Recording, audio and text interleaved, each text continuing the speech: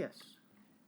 Mr. Stevens, when you returned in 1999, prior to your return, a strategic review had been undertaken by the Macfarlane Trust. I want to look at it in a moment with you, or one part of it. But do you know who actually produced or wrote the strategic review document?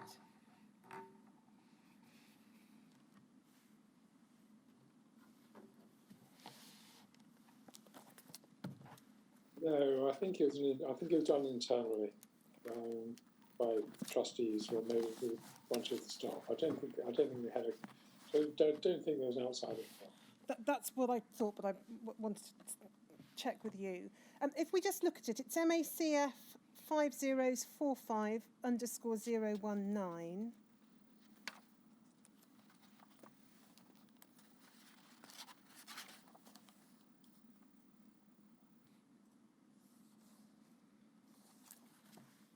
So we can see it's Strategic Review Final Report, January 1999. Shomik, can we go to, it's page 9 using the internal pagination. So electronically, it's probably page 14. That's it, thank you. So I just want to pick up what the Trust appears to have gleaned from looking at the position of registrants. If we go to the bottom of the page, it would appear that at least 70% of registrants who responded to the review are largely dependent on state benefits and Macfarlane Trust funding for their financial needs. This is well over twice the national average of people living at or below the poverty line. Poverty and despair about money were common features in questionnaire responses, particularly from those at peak earning age and had taken on responsibilities of a mortgage and a family. And then if we go to the next page, top half of the page, although many people on benefits were sick, there were others who were relatively well and in work, but without the usual access to provisions of life assurance, permanent health insurance, mortgage protection at all or at a reasonable cost. This was due to restrictive practices related to HIV infection. Respondents frequently expressed fears that the government would change the rules in forthcoming welfare reforms affecting their entitlement to future benefits. Those who were severely incapacitated were entirely reliant on state benefits, Macfarlane Trust payments and other grants from charities. Many registrants were bogged down by debt, and most were concerned that their essential outgoings were covered by their income, leaving no leeway for holidays, unexpected bills, house repairs, changes in rent or council tax rates, let alone repaying debts. Many registrants expressed a genuine desire to get back into some form of employment. However, none was well enough to sustain full-time work, so part-time work would have to be very well paid to compensate for loss of benefits. So that's the picture that emerged from the questionnaire. And then the recommendation to ministers, we can see there's a recommendation in relation to current welfare benefit reviews to ensure that they include recognition of the nature of chronic illness, with periods of respite typified by those with haemophilia and HIV. And then if we see the next bold print paragraph, many registrants were very concerned about the future of the Macfarlane Trust and wanted confirmation that the Trust would be there to support them for as long as necessary and that payments would keep pace with inflation. So that is a snapshot. And then if we go to the recommendations to, at the conclusion of the report, Shomik, it's page 21 using the pagination in the bottom right-hand corner. So again, probably page 26 electronically.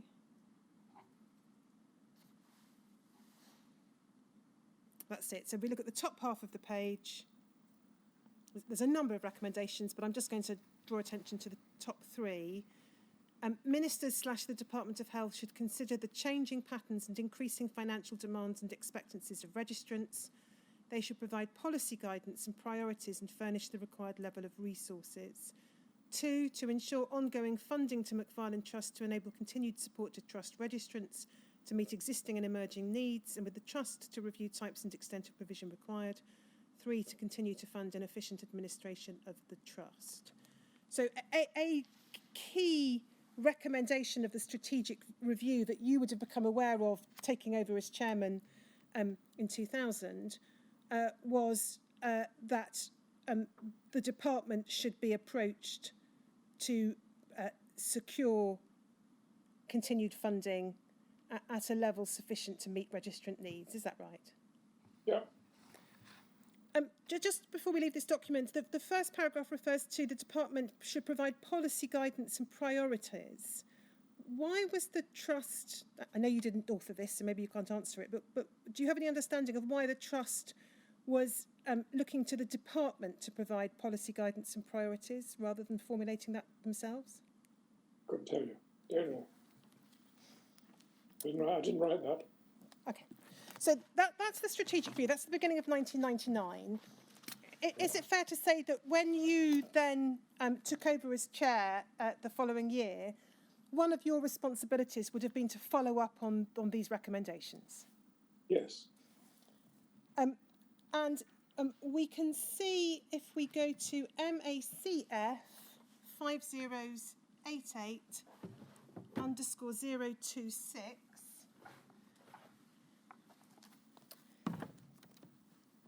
We can see what was proposed. So these are the minutes of a partnership group meeting on the 28th of February 2000,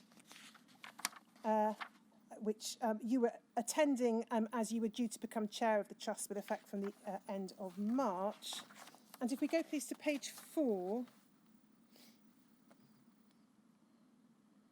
we can see under the heading Payments Review Group Report, in the second paragraph, you say the McFarlane Trust, sorry, this is, I think, reporting what you were saying. The minutes say, the McFarlane Trust had been set up by government in 1988 to do a job that was perceived at the time. It was not a campaigning organisation, could not be joined in the present campaigning activities. However, there were many issues raised today that had not been in the minds of those who campaigned to set up the trust in 1987, and an example is then given that is in relation to HCV. And then the next paragraph records that you would be meeting Lord Hunt in April, would be advising him of the increasing range and level of needs identified in the strategic review and its aftermath, would tell Lord Hunt the trustees are determined to increase payments to registrants from this year, and that the trust would be increasing its annual expenditure from 2 million a year to 2.5 million. Up until this year, trust spending had remained at around 2 million a year. This had not been a policy decision by trustees, it had just happened that way. In implementing the recommendations of the strategic review, greater outlay of funds would be required. As the trust's new chairman, Peter Stevens, was committed to seeking this extra funding, there would be no begging. The needs had been identified. In order to meet those needs, top-up would be needed from the department earlier than had been anticipated. It's recorded there that I think two decisions that appear to have been taken by the trustees by this time. The first is to increase expenditure from 2 million to 2.5 million. And the second is to approach government to seek extra funding. Is that correct? Yes. I think really when I talked to Russell Mishcon, I said we were going to put it up from 2 million to 3 million. There it says we were going to do it from 2 million to 2.5 million. I can't. What we actually chose to do, I can't remember. Okay. Well, we can check that in relation to by reference to the documents. It's recorded you were saying that you were committed to seeking extra funding. There would be no begging. What was meant by that? Why not beg the government by reference to the parlous state in which many beneficiaries found themselves? I think the point I was trying to get over there was that we weren't going to ask, we were going to tell. We were going to say, this is what we're going to be spending, fund us. If we look... Just that. There's no point in requesting and saying no. Just wanted to tell. Okay, well, if we look at how things played out, if we go first of all, please, to DHSC 303264_004.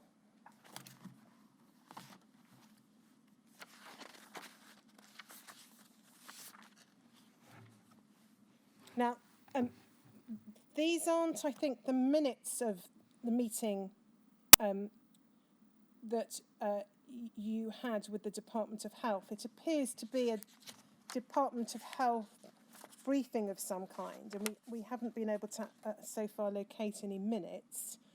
But we can see it says there under the heading Purpose of Meeting, the Trust wished to discuss the changing needs of Trust registrants and the Trust's resulting financial requirements. And we can see there, it appears that you have told the Department of Health you're going to increase from 2 million to 2.5 in 2001, and then nearly 3 million by 2005-2006. This increase in payments would need to be funded by the department. If we go to page 3, we look at the bottom half of the page below the table. We can see this document says, as a result, the Trust are asking for a top-up payment of 4 million in 2001-2, a year earlier than planned and of a greater sum than anticipated. At present, there's no provision to make any payment to the Trust in 2001-2, and there's no contingency funding that year. There's then, under the heading Assessment of Position, reference to earlier discussions. It says the Trust first discussed these proposals with officials on the 6th of April. No commitment has been given to provide the increased level of funding requested by the Trust other than the general commitment in Lady Hayman's letter. We've no reason to doubt that the financial position of the Trust's registrants is worsening. We go over the page. There's reference at the top of the page to the particular problems of co-infection with HIV and hepatitis C.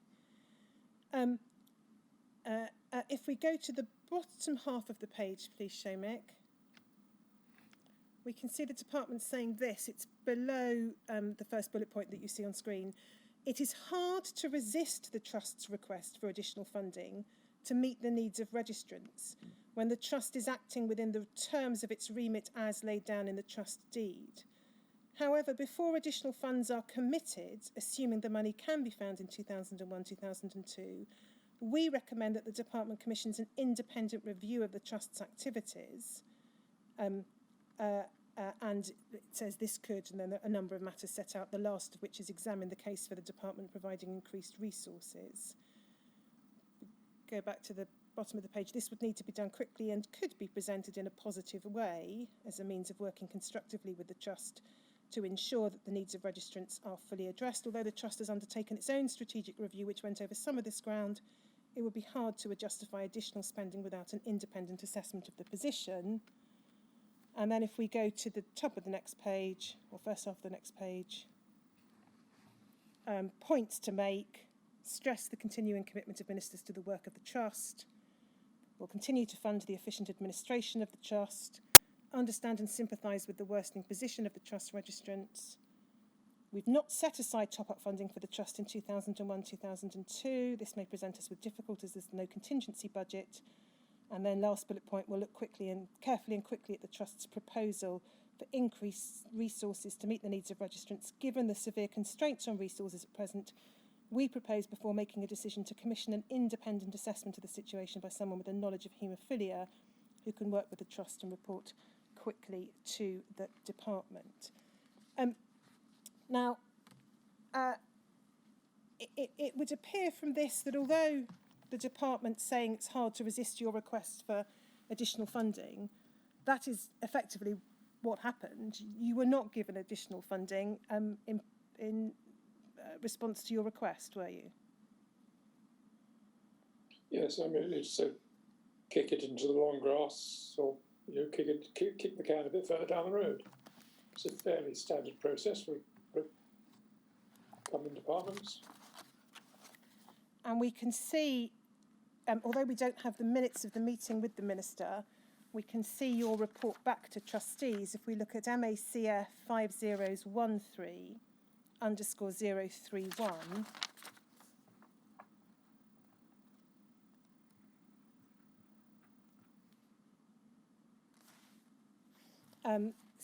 so these are the minutes of the meeting of the 2nd of May 2000, and if we go to page 4, please, Shomik. Report on a meeting with Lord Hunt, Under Secretary of State for Health. The chairman, by now this is you, reported that he and the Honourable Treasurer, accompanied by Dr Winter and the Chief Executive, had visited Lord Hunt on the 18th of April. The meeting had been positive but inconclusive. It had been curtailed due to our late arrival and a subsequent lunch engagement of Lord Hunt. And then it, I think, seeks to summarise some of the points that you'd made at the meeting. Next paragraph refers to things that Dr Winter had identified. It was pointed out to Lord Hunt that there were considerable inconsistencies in the provision of services and resources across the country, which led to trust funds being used to underpin inadequate responses from other areas of the statutory sector. The chairman said that Lord Hunt had expressed considerable interest in this and immediately suggested that someone be appointed to work alongside the trust to identify cases where other statutory bodies could have allocated funds. Just pausing there, was that ever done, as far as you can recall? Sorry, I was reading the. No, I'm sorry. So this refers to a suggestion by Lord Hunt that someone be appointed to work alongside the Macfarlane Trust to identify cases where other statutory bodies could have allocated funds. Was that ever done, to your knowledge? Not that I recall, no. And then it says the chairman had advised Lord Hunt of the need to increase payments to registrants from September. The reaction to this information had been neither positive nor negative. However, Lord Hunt had indicated he expected to have a further meeting with trust representatives later in the year. And then you comment that Lord Hunt's not a touchy-feely man, but was taking a businesslike and logical look at the trust.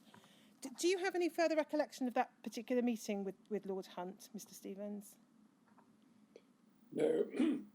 There seems to be a suggestion that I had two meetings with him. I only remember one. Yes. I think don't know any details of it other than what's expressed in. No. We've only identified one meeting, I think, Mr Stevens, in any event, the 18th of April meeting. So the first paragraph under this heading had said you described the meeting as positive but inconclusive. Yeah. Do you recall whether you as chair or the trust as a whole took any particular further steps following this meeting to try and get a more conclusive response from government?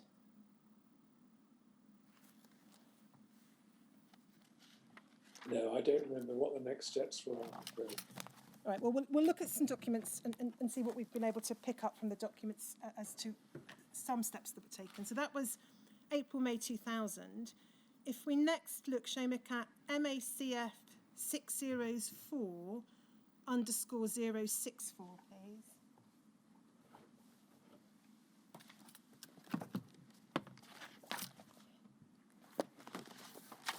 This is a newsletter from the summer of 2001, so it's a year or more further on.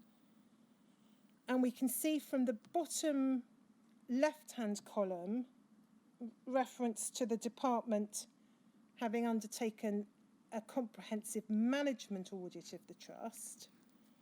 And then if we go to the top of the page again and look at the right-hand column, second paragraph, the trustees continue to press the department to raise the rate of funding so that we can continue and develop the assurance we give to our registrants and their families. We'll look at the Department Commission's management audit in a moment, but in terms of the Trust's own actions in continuing to press the department, can you recall what, if anything, the Trust was doing to press the department? I can't recall anything particular other than continue meeting them and with them and continue making the point we needed more money. I don't recall picketing Richmond House or anything like that. It just more of the same. I think excuse me. I think that audit referred to at the bottom of the left-hand column there was conducted by I think that was the one that's conducted by a departmental trainee or something called Cat, strangely enough, Macfarlane. I think she did quite a good job. So I think we were happy that as a result of what she'd done, she produced some favourable conclusions, but I don't think it led to any more money particularly. We'll just have a quick look at that document. It's MACF 606_010.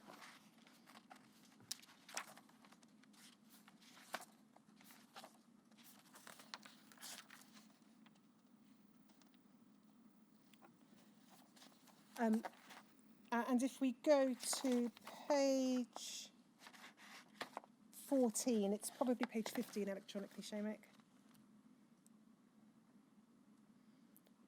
I'm not going to go through the full details of it, but if we look at paragraph 4.4 to start with, under the heading Conclusion, it asserts as follows: the Trust's current financial management arrangements fail to provide adequate levels of financial information on which to base strategic decision-making.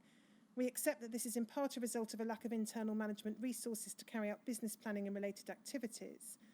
However, we've recommended that the Trust should provide a business case to the Department for the review of its current staffing arrangements and benefits that this would provide, including the ability to report to the Department on its financial status and its ability to fulfil its requirements set out in the Trust deed.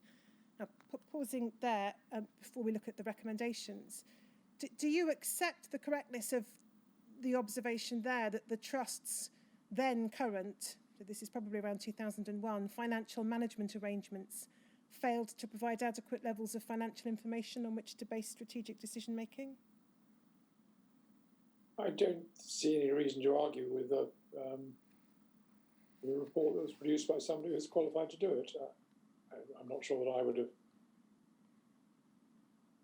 drawn that conclusion myself, but if this was the report that was done by Kat, she was a very competent young lady, and I'm sure that the conclusion is probably right.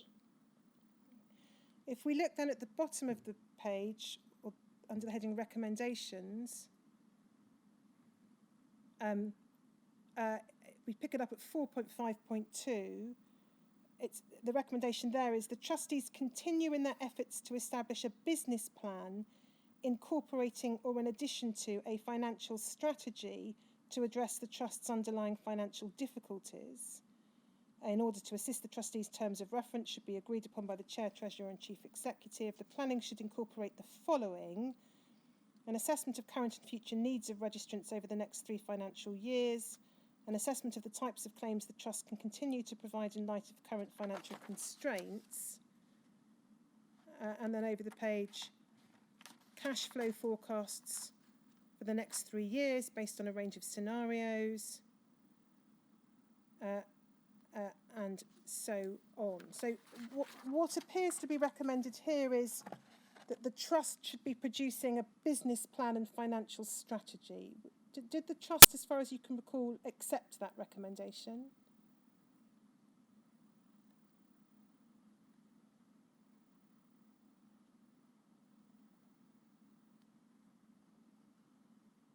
I think we probably accepted the recommendation. Whether we carried it out as fully as the author would suggest we did, I can't remember. But something was certainly done. Would have been done along those lines. To what extent, if at all, did you consider whether this exercise by the department of commissioning this report and making these recommendations was part and parcel of an overall strategy or policy of pushing funding decisions further along the line? Sorry, I lost the question. I'll try and break it down. It was, as I understand it, the department's idea to undertake this management audit. Yeah. And we can. So this is the department's recommendation, set of recommendations. Yeah. As I understand, as I can recall it, we thought, yeah, they're fine, and we will do our best to carry them out. Whether we did execute them fully or to the standard required, I can't remember. Did you and your fellow trustees consider whether this was really just another series of hoops that you were going to be required to jump through before the department committed itself to any further funding? In other words, was it of a piece with what you described, the government kicking the question of funding further down the line?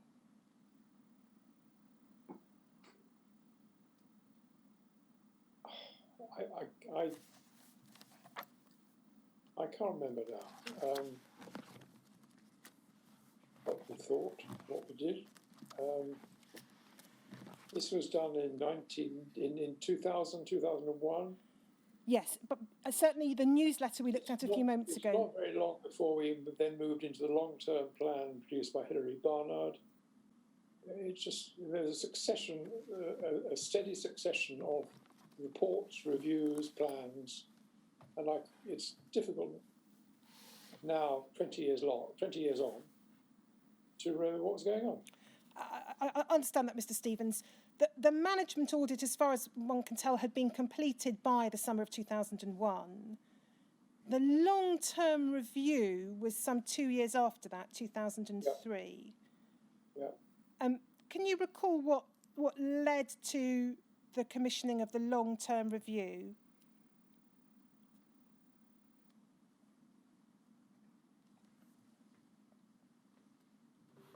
I would think probably, no, I can't. No, I can't. I mustn't speculate. But before we look at the review itself, if we just go to a set of minutes from early 2003, it's MACF 609_012. And this may assist in answering the question I asked a moment ago, Mr. Stevens.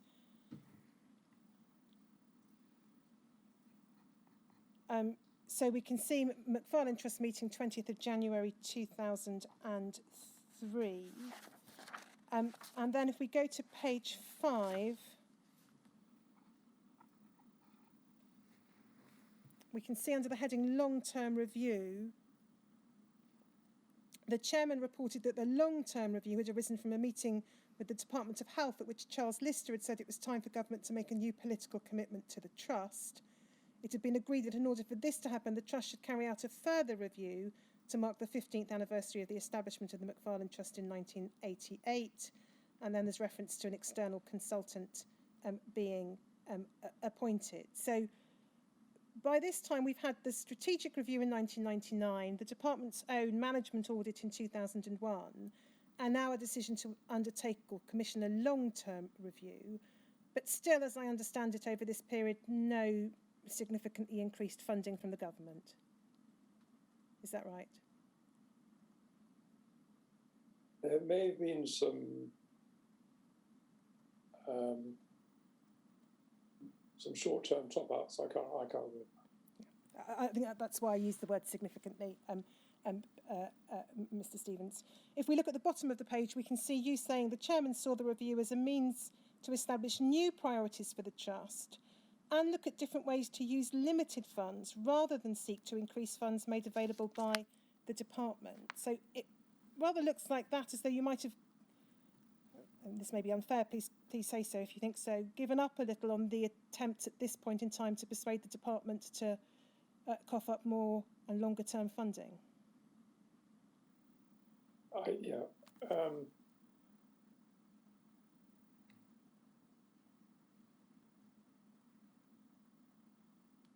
think we probably wanted to establish a firm basis on which the department would be unable to resist our pleas for more money. I should say at this point that the long-term review was one of the things that I was asked about in my written statement and had virtually no facts on which to base my statement. So I did it from memory, governed by the fact that it was completed 18 years ago. So I wrote a fairly jaundiced view of the review. I think I used the term woolly at one stage. Subsequently, after my written statement was completed. The inquiry produced all sorts of action plans that were prepared by the new Chief Executive, Martin Harvey, including the annual plan for 2005, which is quite clear that the board took the long-term review very seriously and undertook a lot of work, a lot of change in the trust, so that my written statement is at odds with what actually happened. I'm sure that what actually happened is correct. The statement of what happened is correct. My written statement was done from memory, and my memory is not what it was. Understood, Mr. Stevens. It never was. I just want to look at a couple of parts of the long-term review with you. Shomik, it's MACF 40/172_001.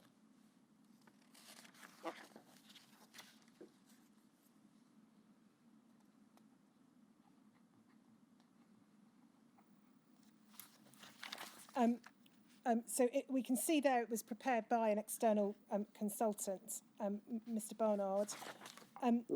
Who had previously been doing a review of the partnership group. And I think we were sufficiently impressed by his work on that and by his acceptability to the members of the partnership group that we thought he would be a good author for this long-term review as well. And I'm just going to ask you to look with me at the executive summary and then a couple of the specific recommendations. So if we go to page 3, please.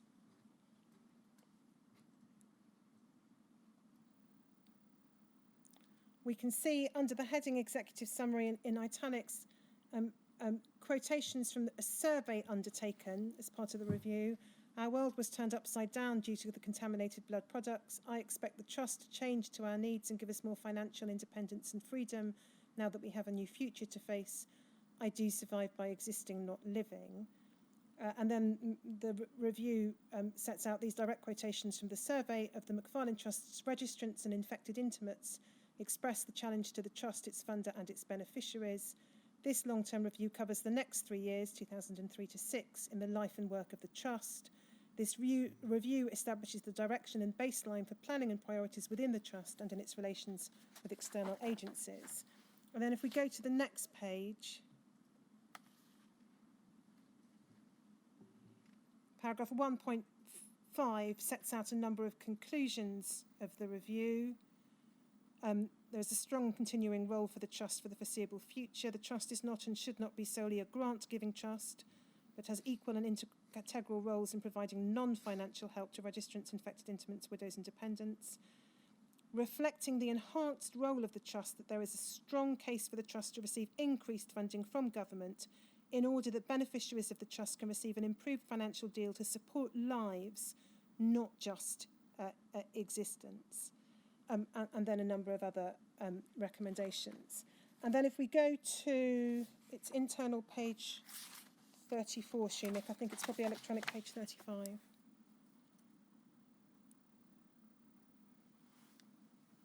Yep, specific recommendations. This section sets out specific strategic recommendations to the trustees to advance the implementation of the long-term review. 7.1 says this: claim on resources. The Trust should prepare an overall case for presentation to government, drawing on the results of this review, the questionnaire, the census and other available sources of information. Allowing for effective consultation with beneficiaries, the Trust should seek to make this presentation to government within the first 6 months of 2004. And then 7.2, widows and dependents. Trustees should seek a more generous system of support for widows and dependents, recognising the significance of their contribution and the hardships they face. The needs of widows and dependents are intimately bound up with those of registrants and infected intimates, and this should form a significant element in presentation to government. And there are a number of other recommendations. I won't go through them all, but we can see there the core recommendation, or a core recommendation, is for the Trust to put together a case to present to government within the first 6 months of 2004. And I'm not going to take you to the documents, Mr. Stevens, unless you want me to, but these recommendations were accepted, were they not, by the Board of Trustees? Yes, they were. That timescale was probably not met because there was something else going on around that time called Skipton. Yes, and I'll come on to that when we look at a couple of documents. So I think there was a slight diversion of resources or of thought. Certainly, as far as I can recall, the first half of 2004, I was almost entirely focused on Skipton preparation. Yes. Doing work that the department should have done, rather than on this. But there, I do recall in the list document somewhere that Martin Harvey produced, I think, about 3 sets of progress reports on the implementation of these recommendations. I think he identified as a particular objective each one of these recommendations and just reported on progress more or less quarterly through the year before leading into the annual plan for 2005. Yes. I won't go through all the documents you've referred to, but I just want to establish some of the key dates. So we've got the long-term review 2003 recommending the production of a business case to government within the first 6 months of 2004. If we can then go, Shomik, to MACF 5019_126.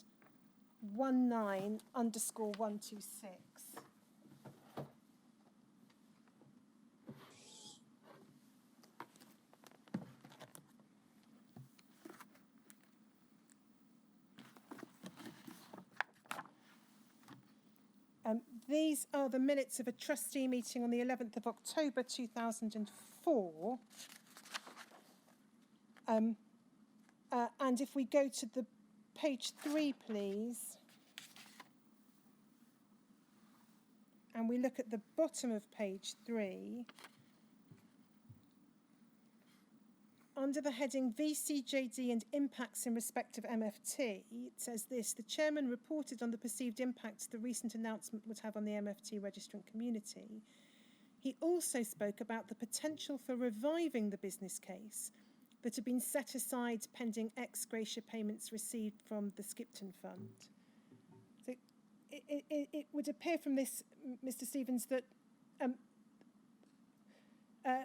the decision to pursue and develop a business case to present to government for further funding for the Macfarlane Trust had effectively been set aside because the focus was then upon the Skipton Fund, its establishment, and the making of the first payments from the Skipton Fund. Is that correct? I'm sure it is. It's certainly, looking back now, my expectation, my understanding would be that one couldn't do both jobs at the same time, not on the management resources we had. So it comes back, does it, again, to the question of resources, that this important work of presenting a case to government for increased funding for the Macfarlane Trust was not followed through as promptly and efficiently as it should have been because of the what was regarded as the need to work on the Skipton Fund scheme. I think that's right, yes. Remember that the Secretary of State had made his statement in the House in August 2003. It took most of the rest of the year to work out who was going to do any of the work to develop that scheme. It's quite plain that the Department of Health hadn't even, I don't think they'd allocated anybody to it at all. So we had this sequence of planning meetings at the department with various medical specialists, representatives of each of the devolved administrations,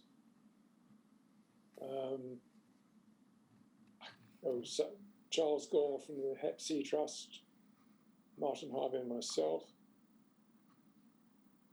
And as I said in my written statement, I basically did the work for a team of civil servants. after each meeting, I went away and started implementing what had been agreed in terms of the scheme, how the scheme would operate, the application forms. There seemed to be no planning had been undertaken before John Reed stood up and made his statement. And there was certainly none then that took place between August and the end of the year in the department.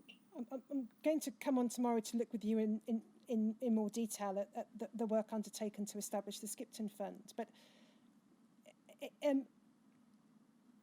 as McFarlane Trust trustees, your primary responsibility in that capacity would have been to the beneficiaries of the McFarlane Trust. Yes. Did it? From whom, as previous things you put up on the screen have shown, most of them were co-infected with Hep C, and there was considerable degree of support for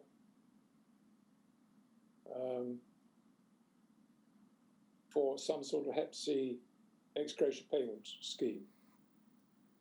So I don't think that by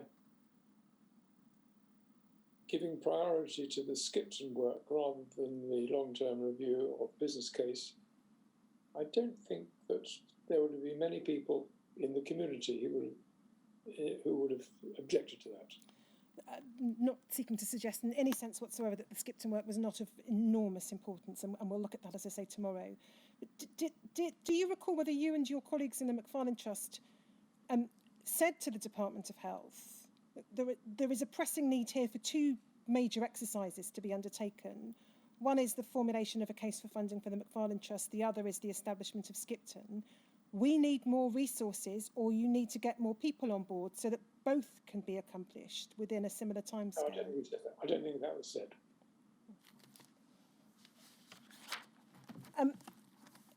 If we look at a document from November of 2005 then, next, it's MACF 40177_017.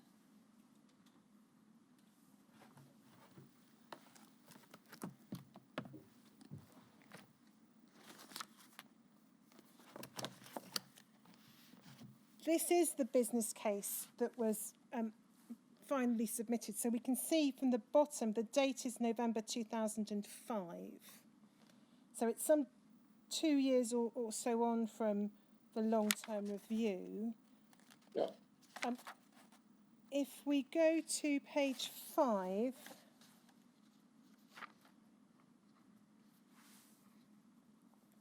we can see under the heading background, the purpose of this document is to present to the Department of Health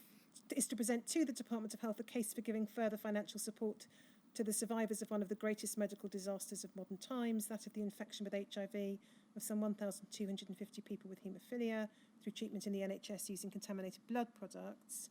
And then if we go to the third paragraph, the financial plight of the majority of the surviving 30% of the original registrants of MFT is parlous.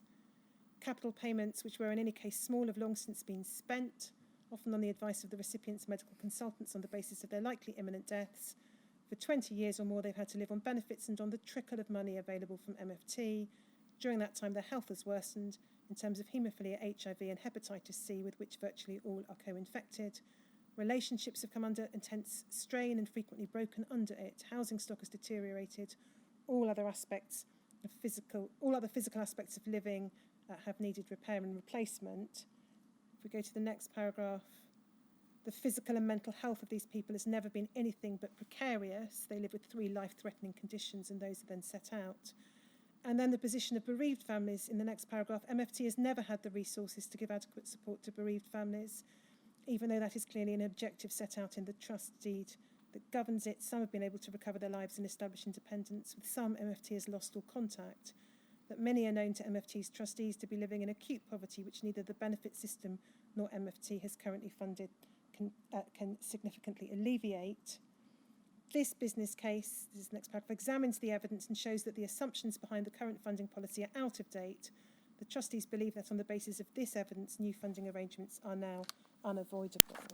And then, if we go to two pages further on, please, Shomik.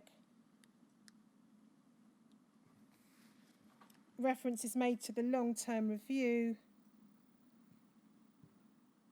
Sorry, if we go next page.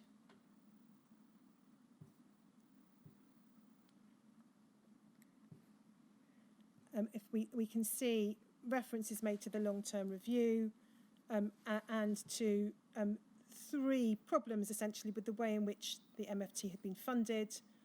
3.1, survival so long since the original capital payments has resulted in acute poverty.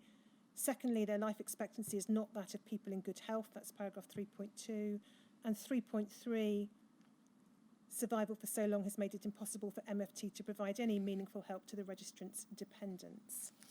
And then if we look at the paragraph below that, it would therefore be wholly inappropriate to regard survival to the present time as being the precursor of any normal or even acceptable life in the years ahead. The report of the review was entitled A Life Not Just an Existence.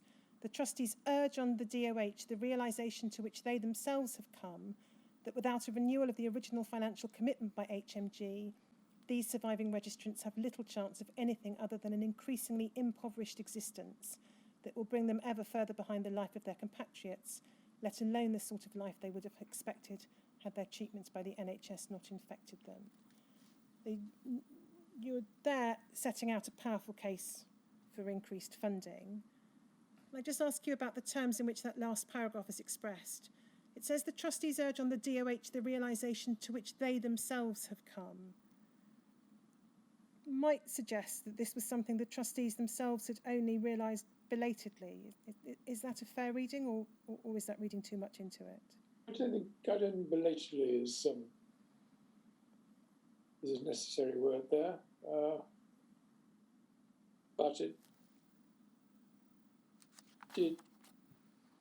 took time to realise. I mean, it just when one is doing a job like being a trustee,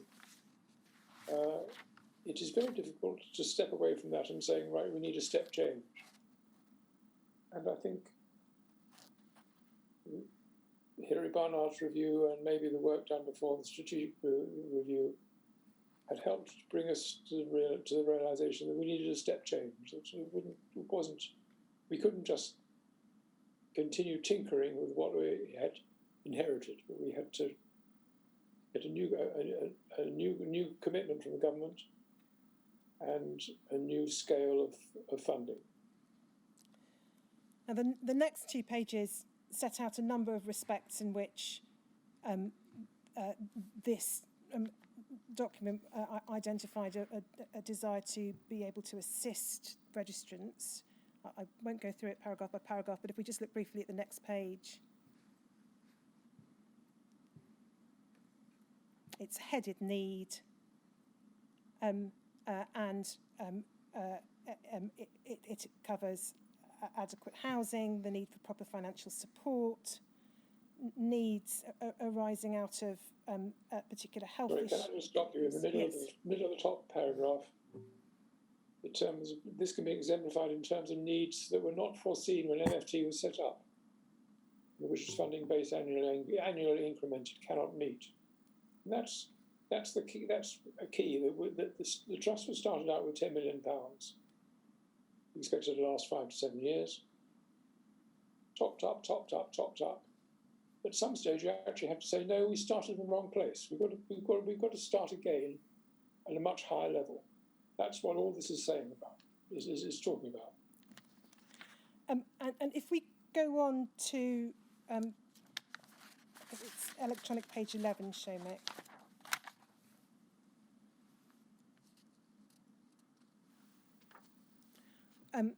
We can see in the earlier pages have set out the various different respects in which the MFT felt that registrants required support. And then under the heading Proposals for Additional Funding, says this: the foregoing sets out the evidence that justifies increased funding for MFT and its registrants. The trustees believe this case should have the highest possible priority. It will be appreciated that MFT, despite being a charity and of necessity operating independently of DOH, is in effect an agent of HMG in helping a unique group of people who suffered extraordinary damage through NHS treatment.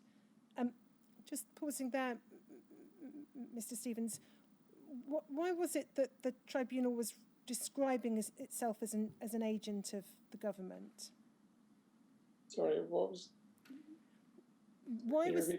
Yes, of course. Why was the trust describing itself as in effect an agent of government?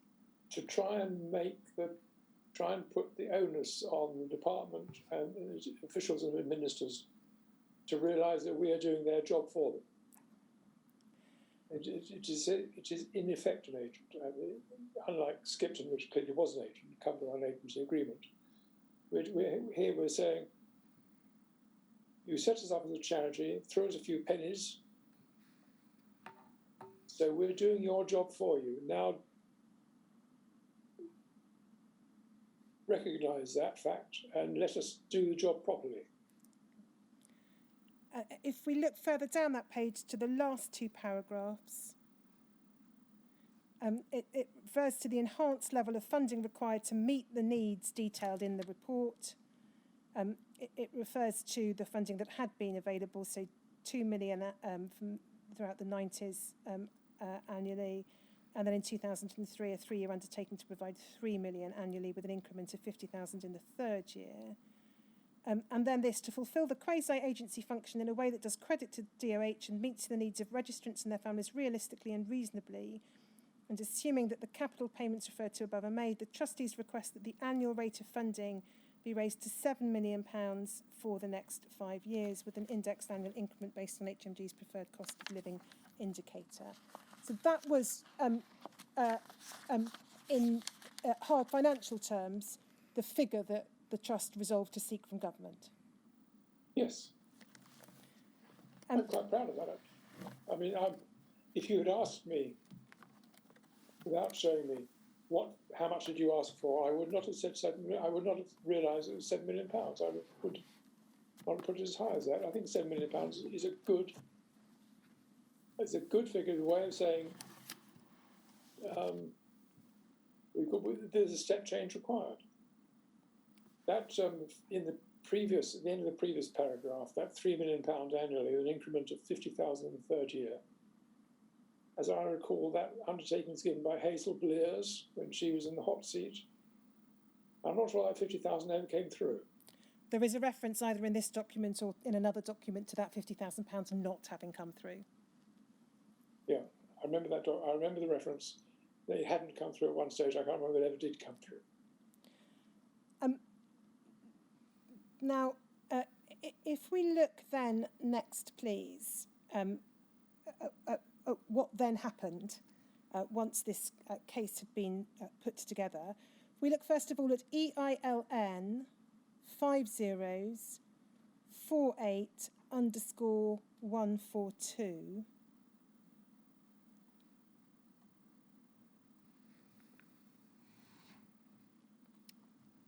It's an email from you, 3rd of November 2005, and picking it up in the second paragraph, you say this: the main thing I want to say at this stage is that the political process has to be handled carefully, since there is no point starting off appearing to bounce politicians or officials into things. We have a powerful case. I want to start by helping them understand the case and working out with them how they can best meet our requirements. We can play harder later on if they do not take the message, but at the moment I'm sure it's right to start with careful persuasion. So please, I think we must be patient and not get devolved assemblies or the press fired up until we've had time to start the presentation and persuasion case quietly. This is not just the view of a political amateur like me, but is the careful advice of one of the trustees of both trusts, who was himself a senior DOH official and knows how the process works. Can I just... I know to whom this memo was addressed. Yes, please don't mention the name. I'm not going to mention the name. Thank you.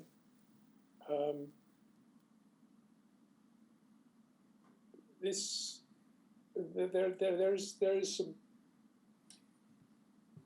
is some sense in that memo, but it is written to a particular person with a particular personality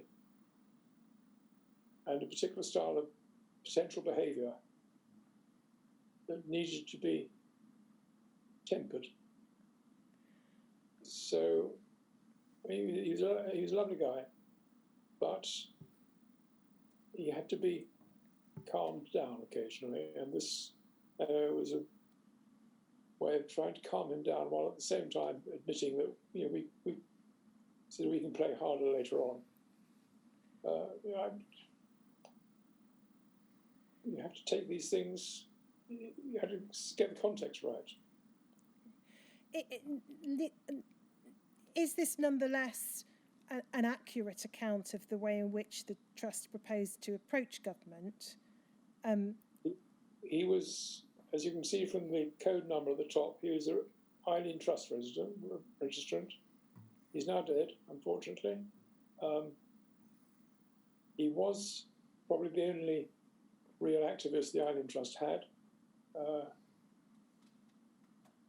We did some things that he recommended that we resisted for a long time. In the end, did them, and he was right, I was wrong. So I had a lot of time for him, but he had to be. He could have got this totally wrong. He could have set the long-term survival case back for years. I understand that was I understand that was your purpose in sending this particular email, but does what's set out here in any event broadly, accurately describe the Trust's approach, which was, as it were, a more softly rather than playing harder, to use the phrase in this approach? Can't prove a negative. I have no idea whether this particular approach, whether the approach we took was right or not. We didn't get £7 million a year. Whether we ever would have done, I don't know. But we had to take serious cognizance of the views of one of our trustees, who had been a senior official of the department. So he did know how the system worked, and he advised not making too much noise, not going to the Daily Mail, not going to the television, working out our case, making a case that was logical, and making it quietly. I have no idea whether he was right or not. Can we look at the minutes of a trustees meeting from January of 2006, so early the following year, HSOC 002968_002.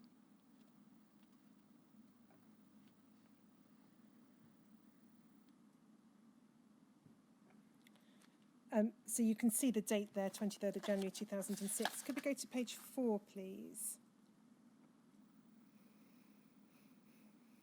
Under the heading Department of Health, there's a discussion of what strategy to adopt. So if there's the pursuit of the possibility of a ministerial meeting to discuss the business case. A couple of lines further down, it says the board were of the view that as many contacts as possible should be exploited to further the case for the increase in funding, and reference is made to the all-party parliamentary groups. Reference to local MP, possibility of a meeting with Shadow Secretary of State for Health. And then it says this: Mr. Spellman urged that caution in respect of overt lobbying should be followed for the following reasons. That the business case supported itself in terms of the requirement. Overt lobbying might prove counterproductive. If the business case is declined, the full Board of Trustees should be given the opportunity to debate a next steps programme. Further political activity might not help the situation.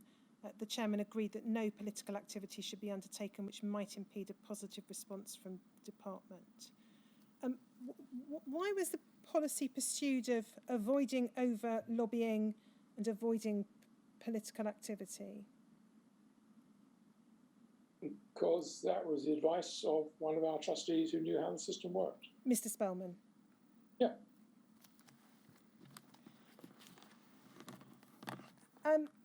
If we then go to MACF 5 Sorry, can I just say Yes. that I did have a meeting with Andrew Lansley.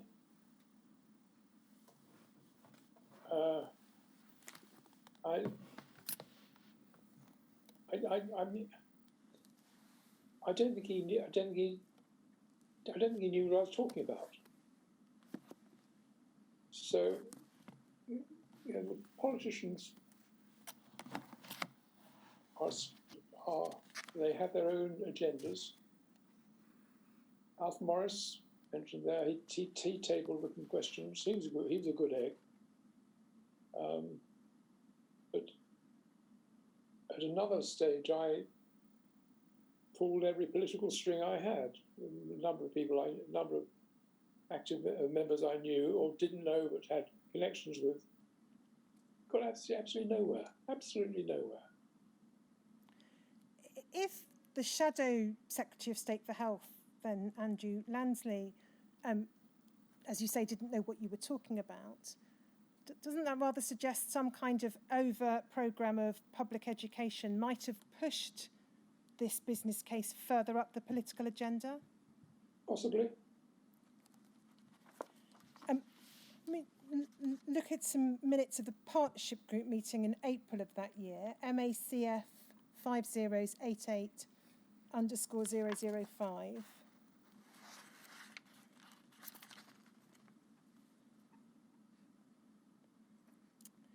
So we can see that it's 10th of April 2006. You're not in. Oh no, you are. Sorry. You're not in attendance. Mr. Harvey's there as chief executive. But if we go onto the second page, we can see under the heading "The Business Case for Increased Funding." There's reference to the case having been formally submitted to ministers and officials. And then if we pick it up, third paragraph under that heading, some members felt that the Trust should take a forthright approach to the funding question and exhaust the reserves to the point that the department would be forced to recognise the predicament arising from that action. And then we see the chief executive saying that that would be counter to current policy in respect of management of funds. And then there's reference at the bottom of the page to registrants might wanting to take some form of affirmative action. And some, we go to the top of the next page, members present felt that trustees should present a more robust argument in support of the business case, even to the point of resignation. It's right, isn't it, that as represented, I think, by the views of the partnership group on this occasion, there was frustration amongst some beneficiaries, or registrants at least, at what was seen as a overly tentative and insufficiently robust position on the part of the trustees. Yeah, I can understand that.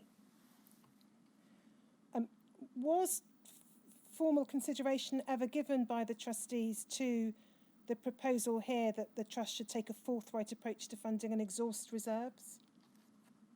Sorry, the trustees should do what? It's the previous page, sorry, Seamus.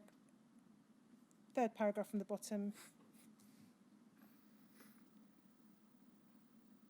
It says, some members felt that the Trust should take a forthright approach to the funding question and exhaust the reserves to the point that the department would be forced to recognise the predicament arising from that action. Was that ever formally considered by the trustees, as far as you can recall?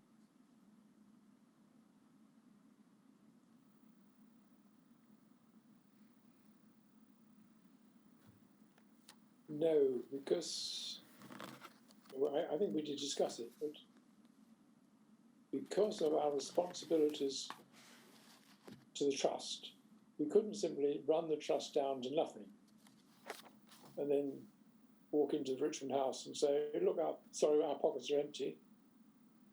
That would have been irresponsible. So we had, and also we had commitments to beneficiaries in terms of the short term, the reg payment. If we couldn't meet the commitments we had taken on, they would very soon, those who were living on benefits and trust income, would suddenly discover they were running only on benefits. It would not have been responsible attitude to do, just to say, to run the trust down to nothing, and then say, sorry, department, we need some more money. Now, a meeting with the Minister did finally take place in July of that year. If we look at DHSC 306259_046,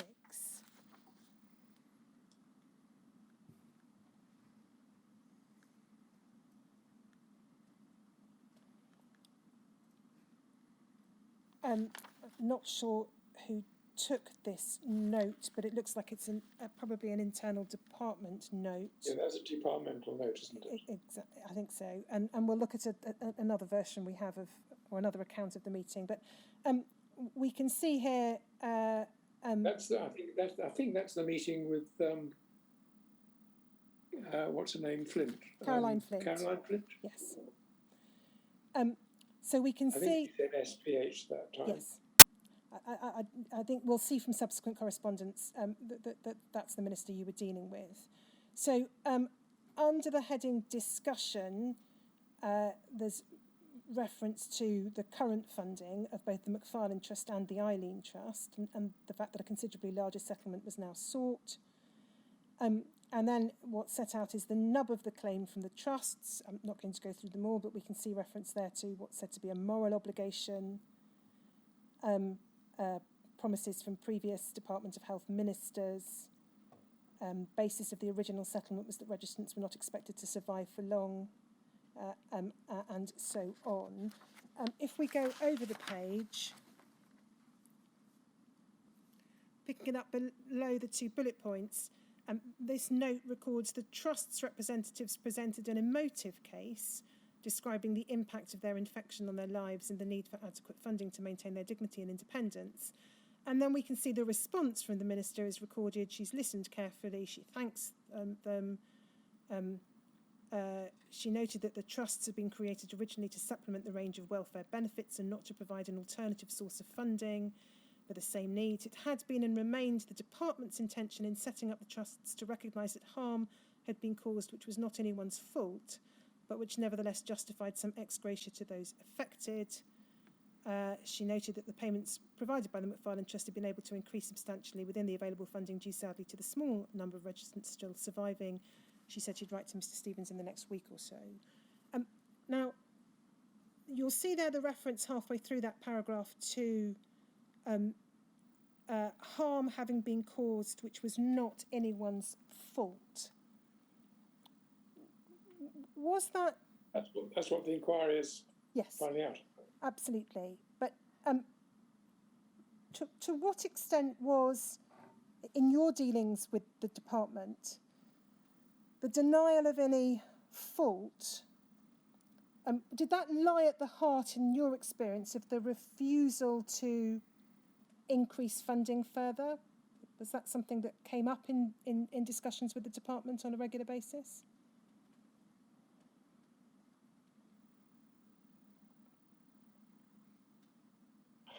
I'm sorry, I would have to say that's for the inquiry to establish. I don't know what went through the politicians' minds and the minds of their officials in this respect. I do know that when Caroline Flint wrote to me with their offer, she said she was satisfied, something or other. And you've only seen my gentle rant so far. You haven't had a real rant. But when I talked about that letter to the Archer inquiry, I had a real rant. I mean, it's absolutely outrageous that she had no right to say she was satisfied. Apart from anything else, of course, the figures that they presented, and she said, I think she was saying it was an 11% increase. It wasn't an 11% increase at all. It was a typical civil servant, smokes and mirrors. I think it's increased to 3 or 4%. It was outrageous. I'm afraid I said so. Well, let's just look, first of all, at the correspondence that followed immediately after this meeting.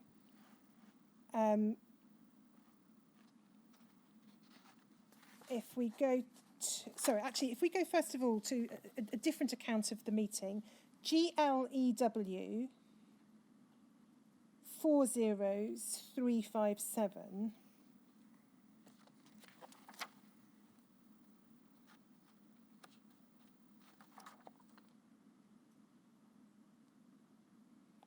So this is somebody else's account. I'm not quite sure whose of the meeting on the 12th of July 2006. If we go to the third and final page, we can see this is third paragraph down. It was clear from the ministerial response that the following was the case: that she'd been badly briefed and was not prepared for the strategy deployed by the trust. Two, that the attempt to go on brief and then a number of points set out was seized upon as being irrelevant. And then, next paragraph, the minister then changed tack and said this was a listening exercise, a chance to meet the trust, and she confirmed there'd be a further meeting with a decision, hopefully before the recess. First of all, do you know who produced this note? Sorry? Is this your note of the meeting, or? No, there's more than one typo in that, I can see quite easily. So no, I would not have written that. I don't know who did. Do you recall having the same view as is here set out, that the minister had been? I don't think I would dispute what is being said there. I know that the senior civil servant who was present, whose name appeared on the previous page, he was the only senior civil servant at the Department of Health with whom we had dealings that I can recall being rude to you. Rude enough that I had to apologise. Not that he required me to, but I felt I owed an apology for saying things that probably should not have been said. Was that Jonathan Stopes Rowe? So he probably would not have been, but she probably was badly briefed. Sorry, and so are you referring there to Mr. Stopes Rowe? Possibly, yeah. If we then move, you wrote a letter, I think, pretty quickly after that meeting to the minister, DHSC 00411159 _194.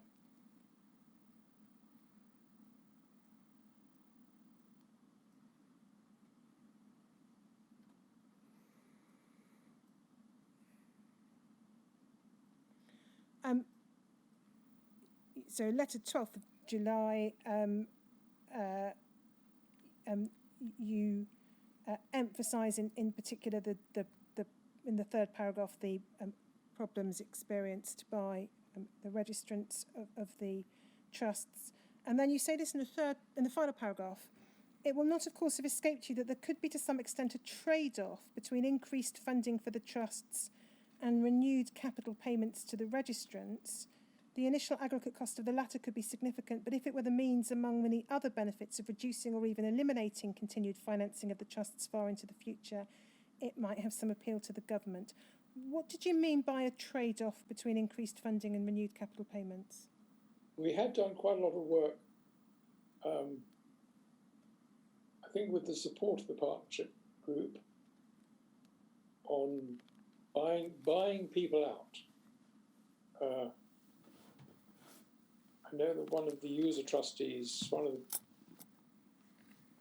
more helpful user trustees in the Farnham Trust, when he stepped down from the trust, he talked about this. It was an idea that if the government was prepared to put its hand fairly deeply into its pocket at one stage and buy people out of their future expectations from the trust, then maybe they would have a smaller and more manageable annual bill to pay to the trust. Nothing came of it because the numbers didn't work out. I mean, the sort of capital payment that would be required was prohibitive. So nothing came. But that's what we're floating there. That if there's something they wanted to look at, then we'd be happy to look at it with them. But they didn't take the bait. If we could look next at DHSC 0006259_044.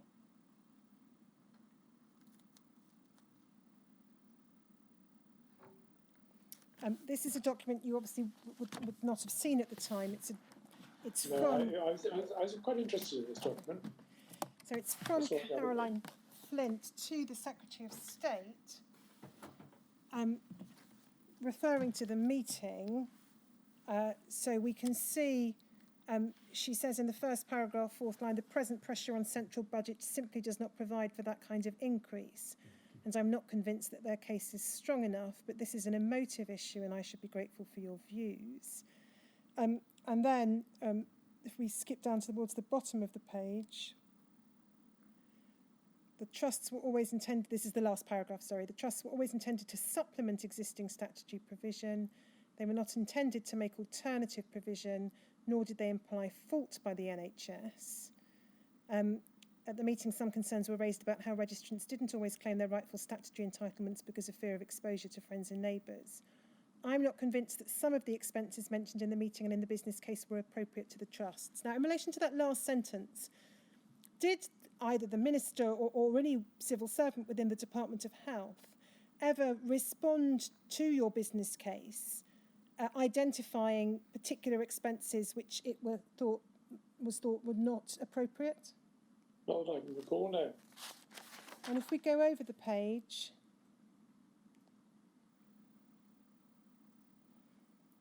third paragraph, it says this: the trusts describe their current claim is the first comprehensive review of what they're doing. That may be so, but officials have all along informally briefed the trusts that additional funding would be unlikely. In response, the Trust's chief executive has equally informally indicated to officials that they understood this, at least at the senior level. Is that correct as far as you can recall, that the Trust had been all along informally briefed by civil servants that additional funding would be unlikely?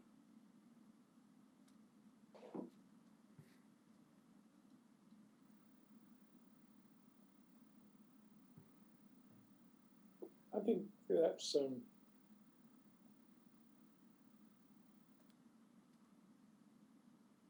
I think that's probably right. After all, this is one of the reasons for having relationships with the civil servants, even though I'm occasionally rude to them, so that we do get an understanding of what they and their political masters are thinking, and they understand what we're thinking. So, yeah, I think that's probably right. If the Trust had been told all along that increased... To say that Martin indicated to officials that we understood this does not mean to say that we agree with it. If the Trust had, as this says all along, been informally briefed that additional funding would be unlikely, why had the Trust persisted in its softly persuasive approach rather than go all out for a harder, more robust attempt to persuade officials to change their mind? I think the business case that we put forward, we were providing them with the argument why they should. We were providing them with the reasons for giving us more money and the argument as to why, if they did, they would present it as being necessary. So we were giving them the political